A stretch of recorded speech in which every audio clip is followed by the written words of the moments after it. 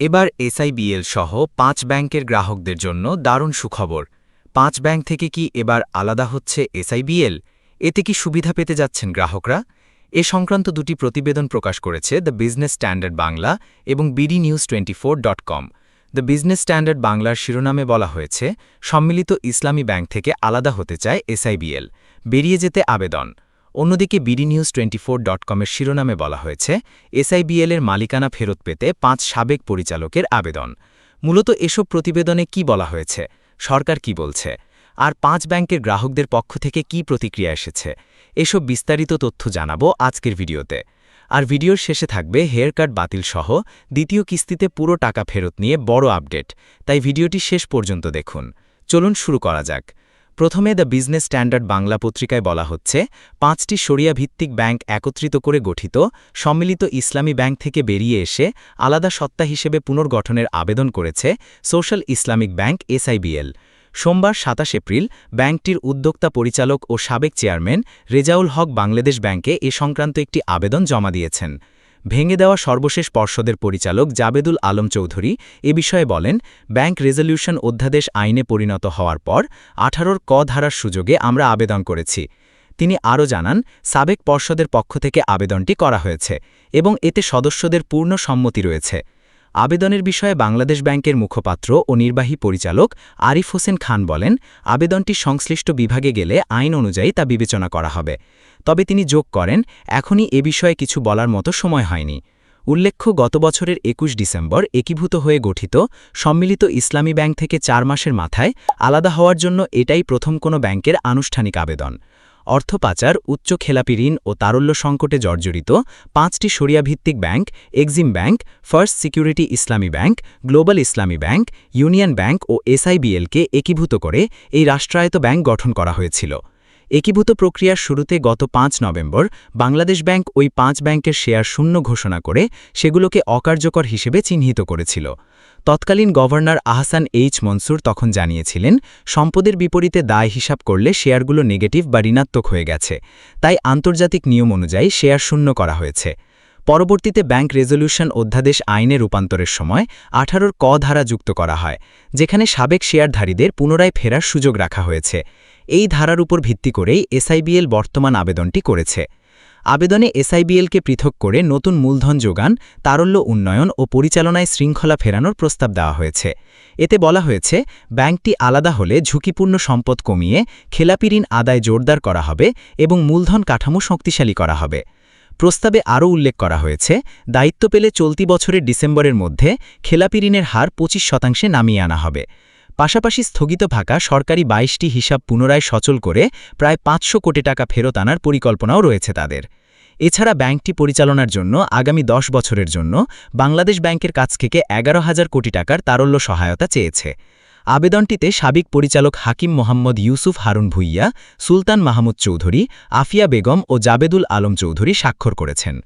দ্বিতীয়ত bdnews24.com পত্রিকায় বলা হচ্ছে, বাংলাদেশ ব্যাংকে দেওয়া আবেদনে আগামী ১০ বছরের জন্য কেন্দ্রীয় ব্যাংকের কাছ থেকে ব্যাংক রেটের সুদহারে ১১,০০০ কোটি টাকার তারল্য সহায়তাও চাওয়া হয়েছে। পাশ হওয়া ব্যাংক রেজলিউশন বিল নিয়ে আলোচনার মধ্যেই দুর্দশাগ্রস্ত বেসরকারি খাতের ৫ ব্যাংক একীভূত করে গঠন করা সম্মিলিত ইসলামী ব্যাংক থেকে বেরিয়ে শেয়ারের মালিকানা ফেরত পাওয়ার আবেদন করেছেন সোশ্যাল ইসলামিক ব্যাংকের সাবেক ৫ পরিচালক। বেসরকারি শরিয়া ভিত্তিক ব্যাংকটিকে আবার আলাদা করে চালু করতে সোমবার বাংলাদেশ ব্যাংকে এ আবেদন করেন তারা। তাদের মধ্যে রয়েছেন উদ্যোক্তা পরিচালক ও সাবেক চেয়ারম্যান রেজাউল হক। তিনি ২০১৩ থেকে ২০১৭ সালে ব্যাংকটির চেয়ারম্যান ছিলেন। একীভূত হওয়ার আগে ব্যাংকটির সর্বশেষ পর্ষদেও ছিলেন তিনি। ২০২৫ সালের ১৫ অক্টোবর পদত্যাগ করেন। bdnews24.com-কে তিনি বলেন, ব্যাংক ঠিক করতে যে পরিমাণ মূলধন লাগবে তা আমরা ব্যবস্থা করতে পারব। আমাদের সেই পরিকল্পনা জানিয়েছি। বাংলাদেশ ব্যাংক কথা বললে বিস্তারিত জানাতে পারব। রাষ্ট্রায়ত্ত সম্মিলিত ব্যাংক থেকে মালিকানা ফিরে পাওয়ার আবেদনে স্বাক্ষর করেছেন অন্তর্বর্তী সরকারের সময়ে পরিচালকের দায়িত্ব পালন করা আরেক পরিচালক জাবেদুল আলম চৌধুরী।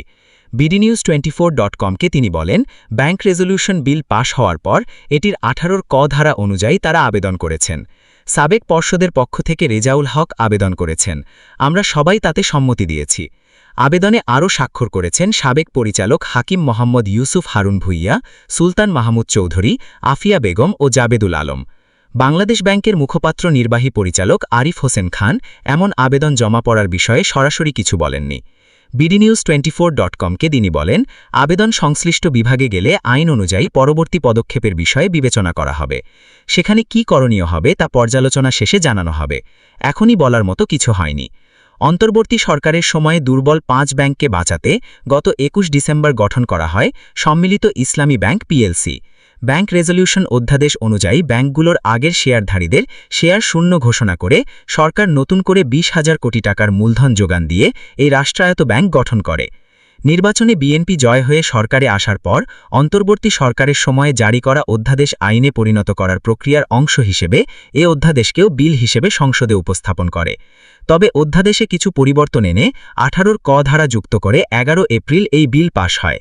এই ধারা যুক্ত করায় এতে শর্ত সাপেক্ষে পুরনো শেয়ারধারীদের ফেরার সুযোগ তৈরি হয়, যা নিয়ে নানামুখী আলোচনা ও সমালোচনার সপ্তাহ তিনেকের মধ্যেই একজন সাবেক চেয়ারম্যান সহ 5 পরিচালক ব্যাংকটির শেয়ার ফিরে পেতে এবং তা আগের মতো একক ব্যাংক হিসেবে চালাতে এ আবেদন করলেন।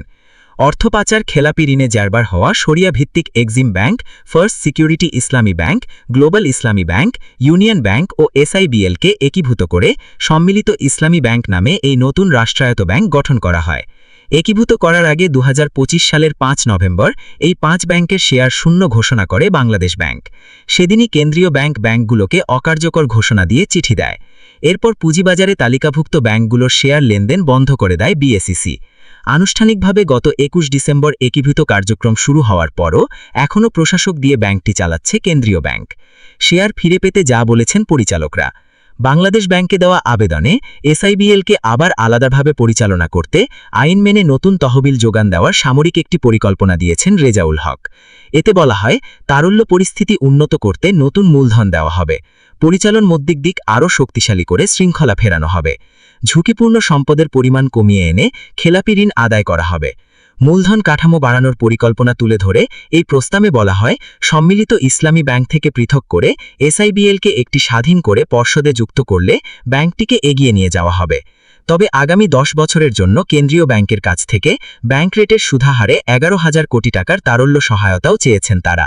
আবেদনে রেজাউল বলেছেন, তার সময়কার পর্ষদ সদস্যদের ফিরিয়ে আনলে নিয়ন্ত্রক সংস্থার সব নীতি মেনে স্বচ্ছতা ও জবাবদিহিতার আওতায় ব্যাংক পরিচালনা করা হবে বলে পরিকল্পনায় তুলে ধরা হয়েছে। এতে বলা হয়েছে, সরকারি দপ্তর, মন্ত্রণালয় ও অধিদপ্তরে থাকা 22টি ব্যাংক হিসাব পুনরায় সচল করে প্রায় 500 কোটি টাকা ফেরত আনার পরিকল্পনাও রয়েছে তাদের। আর আজকের ভিডিওটি এ পর্যন্তই। ভিডিওটি ভালো লাগলে লাইক, কমেন্ট করতে ভুলবেন না। দেখা হবে অন্য কোনো ভিডিওতে। সে পর্যন্ত সবাই ভালো থাকবেন। ধন্যবাদ।